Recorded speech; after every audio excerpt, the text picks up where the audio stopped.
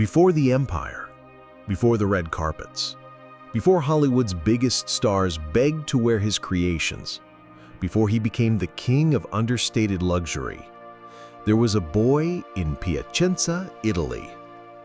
Poor, the son of a shipping clerk, living through World War II bombings, watching his world crumble while dreaming of something beautiful, something perfect, something that didn't exist yet.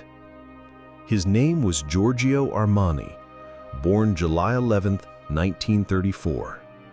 A quiet child who noticed things others missed, the way light fell on fabric, the way a well-cut jacket could transform a man's posture, the way elegance whispered instead of shouted. By his 20s, he was working as a window dresser in Milan, arranging mannequins for a few lire a day. No fashion degree, no connections, no family money, no clear path to greatness.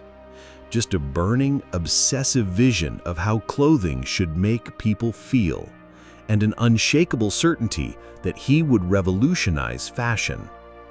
Most people think success comes from talent, from being in the right place at the right time, from lucky breaks and influential connections. But what if there's something more powerful at work?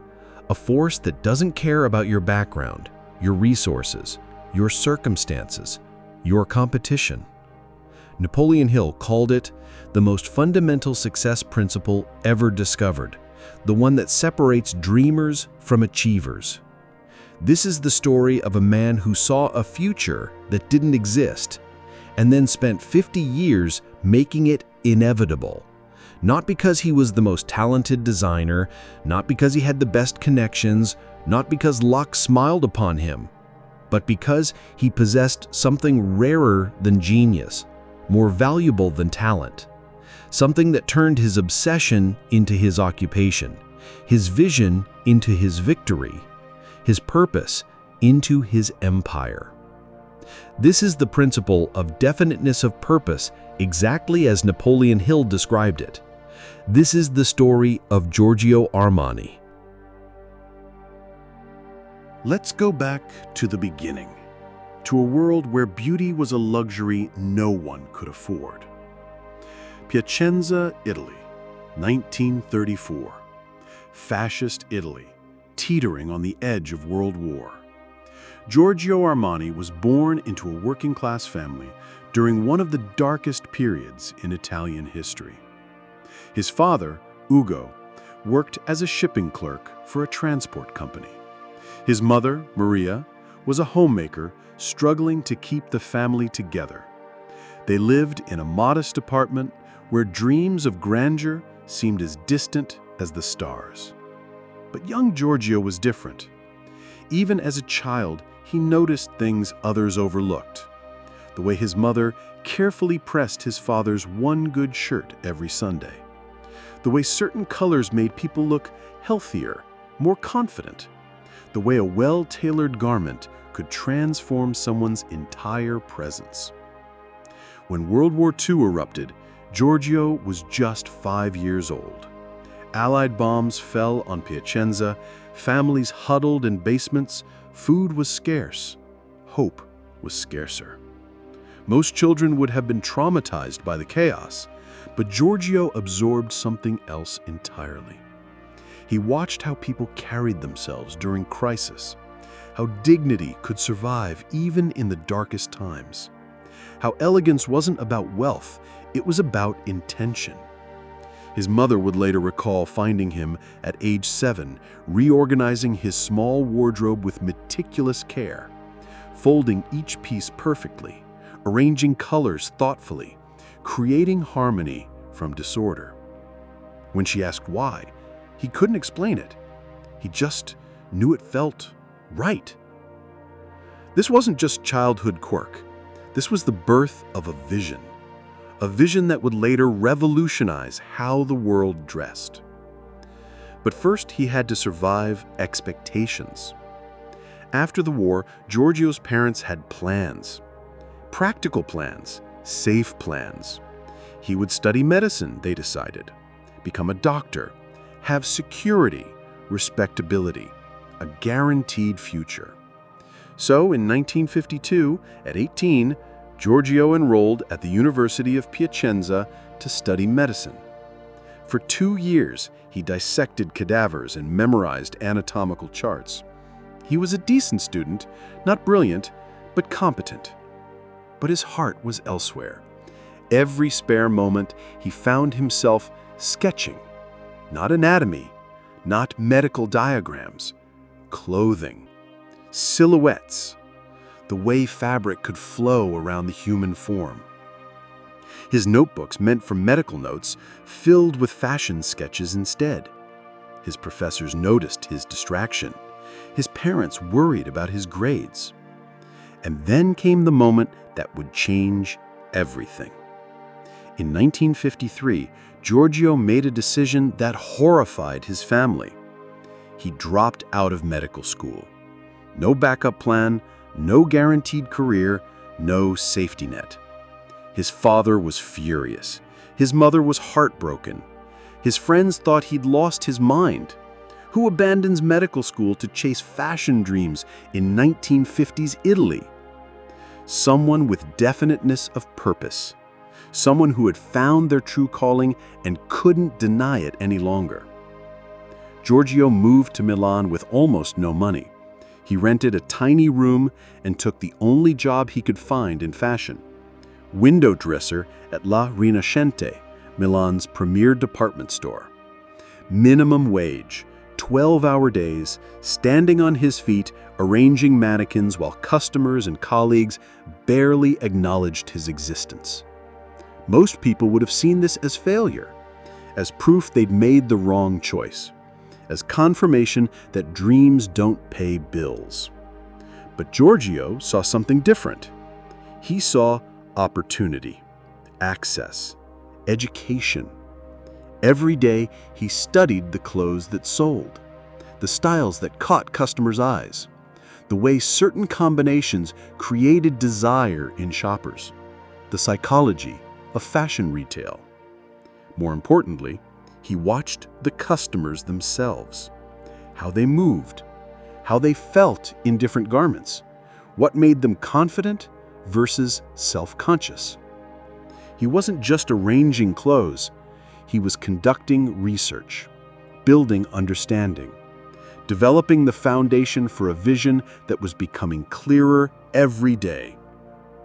After work, he would sketch frantically, not copying what he saw, but reimagining it, simplifying it, purifying it. He began to see fashion differently than everyone around him. While others focused on trends and flashy details, Giorgio was obsessed with something else entirely: timeless elegance, effortless sophistication, clothes that enhanced the wearer without overwhelming them. In 1957, after 4 years at La Rinascente, Giorgio caught a break. He was hired as an assistant buyer for men's clothing. Better pay, more responsibility, closer to the fashion industry's inner workings. But this wasn't luck. This was the natural progression of someone with definiteness of purpose. When you know exactly what you want and work toward it consistently, opportunities start to appear. Giorgio threw himself into his new role with obsessive dedication. He traveled to fashion shows, met designers, studied international trends, built relationships with manufacturers. And always, he was sketching, refining, developing his vision of what fashion could become. In 1961, having built enough of a reputation, he was recruited by Nino Cerruti, owner of the family textile business, to design for Cerruti's new menswear line. This was it. Giorgio Armani, the window dresser from Piacenza, was finally going to design professional clothing. He was 27 years old. It had taken him 8 years of preparation, but his vision was about to become reality.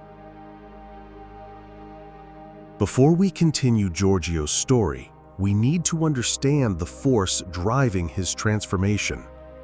Napoleon Hill spent over 20 years studying the most successful people in America.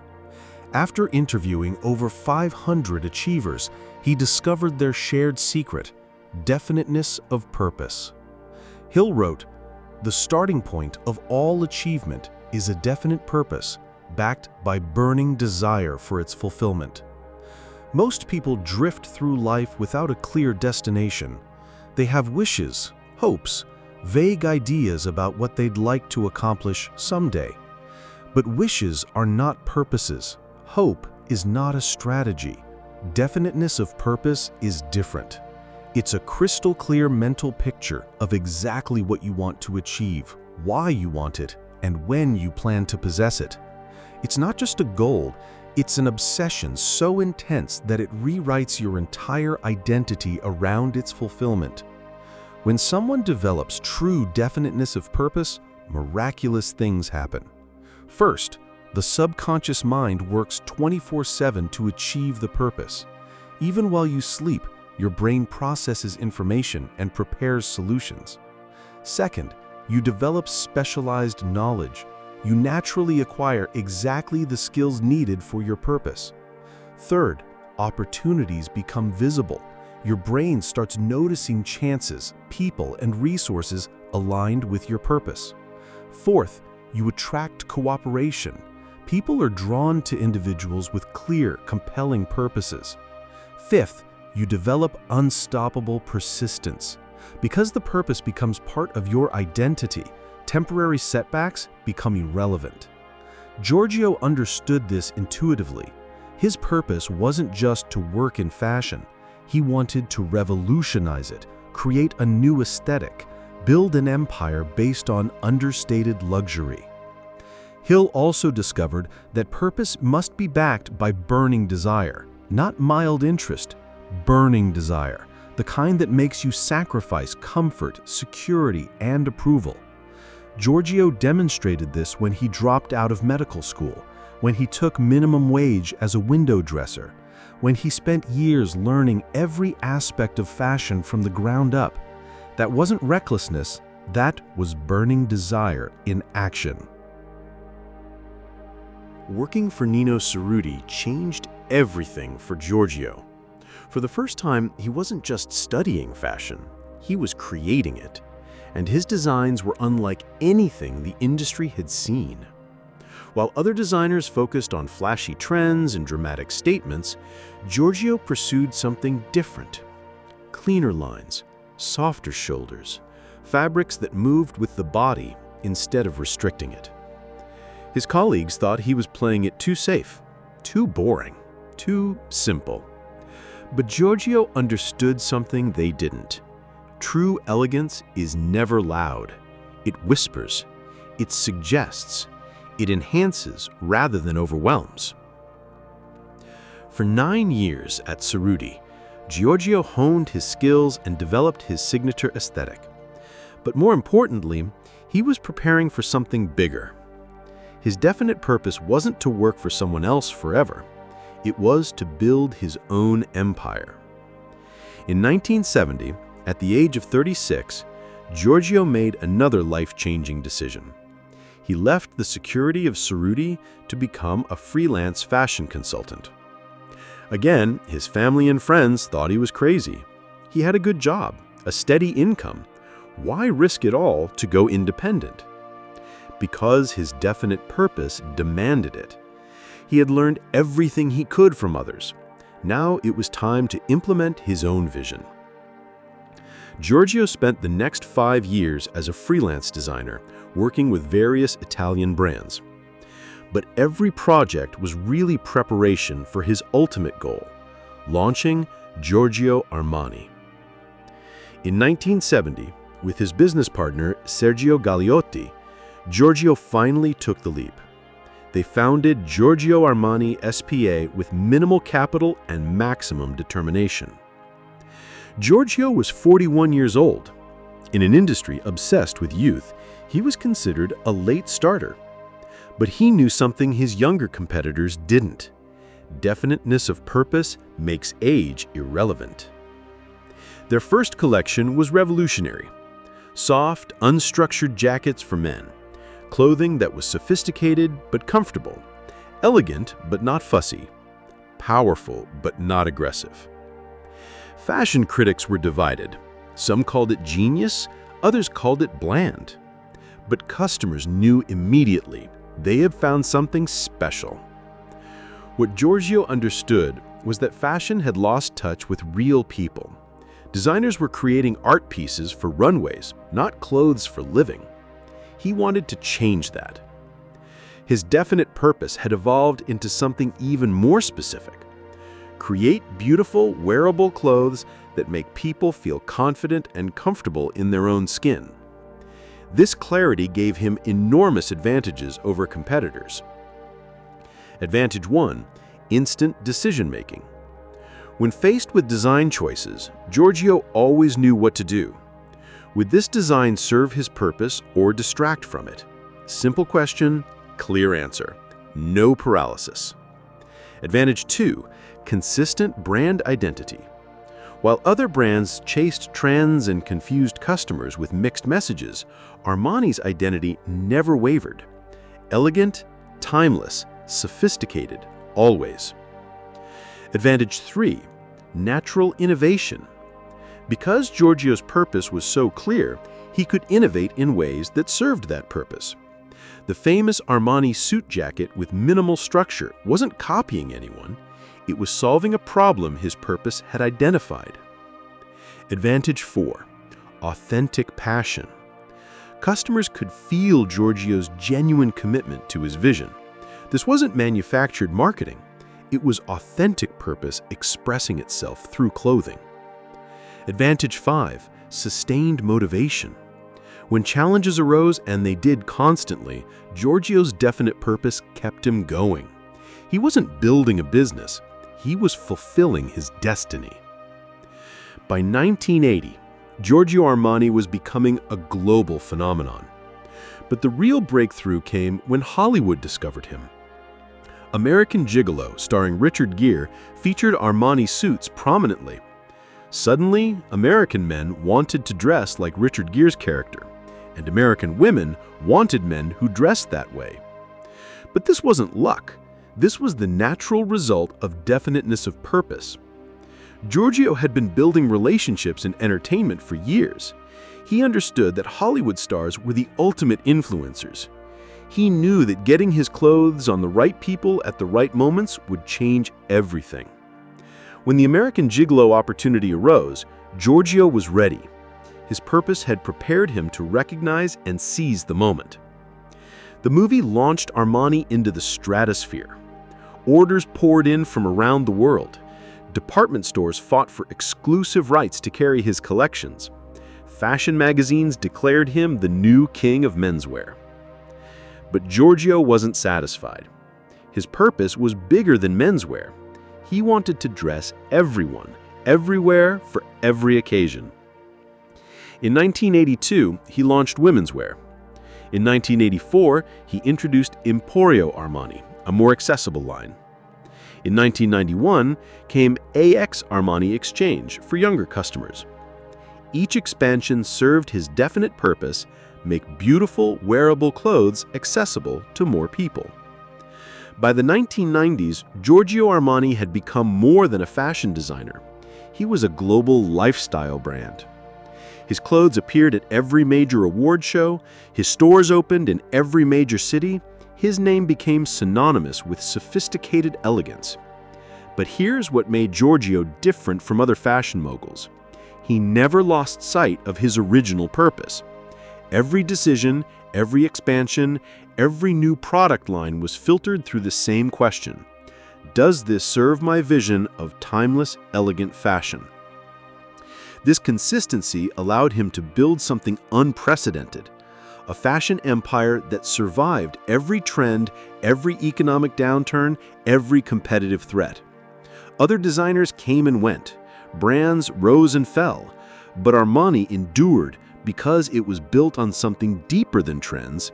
It was built on definite purpose. In 2000, Giorgio made a decision that shocked the fashion industry. He turned down a $1.3 billion offer from LVMH to buy his company. Most people couldn't understand it. Why reject that kind of money?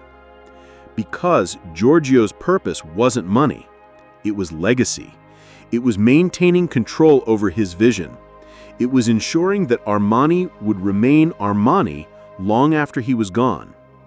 This is what definiteness of purpose does. It makes you immune to distractions, even billion-dollar distractions.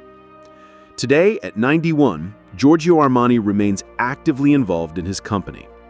His personal net worth exceeds $8 billion. His brand is valued at over $13 billion.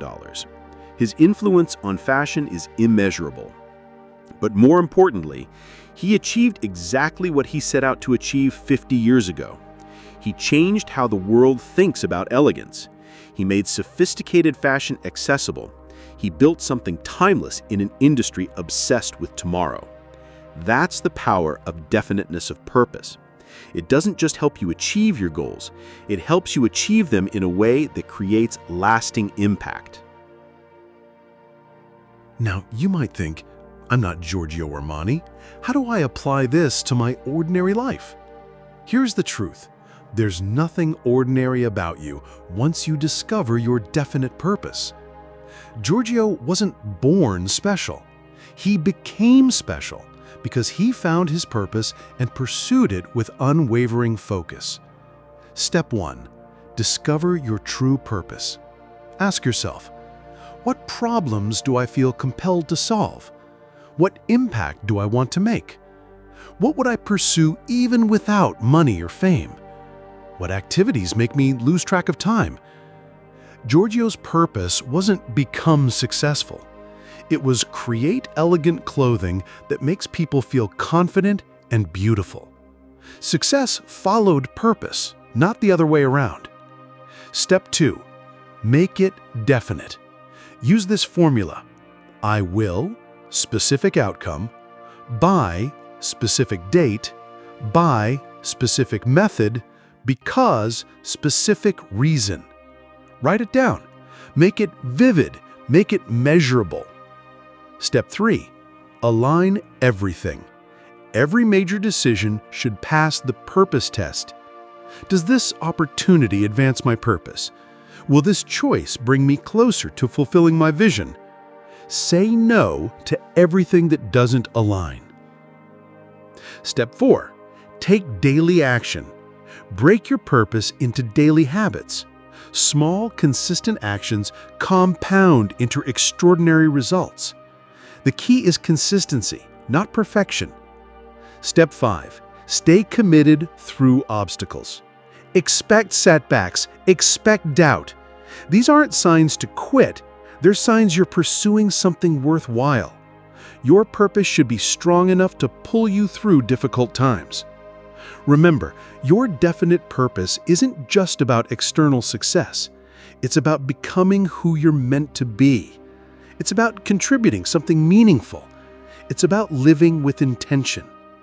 The same transformation available to Giorgio is available to you. But it starts with one crucial decision. What is your definite purpose? Not someday, not when conditions are perfect, right now. Giorgio Armani didn't just create clothes. He created a new way of thinking about elegance. He showed us that sophistication doesn't require complexity, that power doesn't need to shout, that true style is timeless. But his greatest lesson isn't about fashion. It's about the extraordinary power of having a definite purpose and refusing to compromise it for anything. From that young boy in war-torn Piacenza to the global emperor of understated luxury, Giorgio's journey reminds us that success isn't about where you start. It's about how clearly you can see where you're going and how relentlessly you pursue that vision. Napoleon Hill was right. Definiteness of purpose isn't just a success principle. It's the foundation upon which all meaningful achievement is built. Giorgio Armani understood this. He lived it. He proved it. Now the question is, what will you do with this knowledge? Your definite purpose is waiting for you to discover it. The only question is when you'll have the courage to begin.